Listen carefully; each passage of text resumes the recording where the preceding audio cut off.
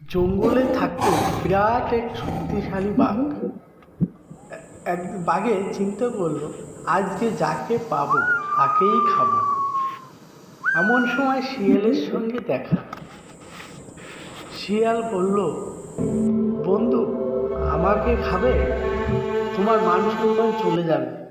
আমার সঙ্গে চলো, আমি তোমাকে একটা বড় খাবারের জায়গা দেখিয়ে দেব, সেখানে শুধু খাবার আর খাবার। তখন বাঘ বুঝতে না পেরে চলে গেল শিয়ালের সঙ্গে। যেতে যেতে দেখে এক পুকুর।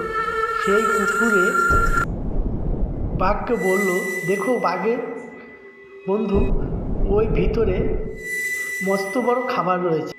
বাঘ নিজের ছবি জলে দেখতে পেয়ে মনে করল বড় খাবার রয়েছে। তখন ঝাঁপিয়ে পড়ল। তখন শিয়াল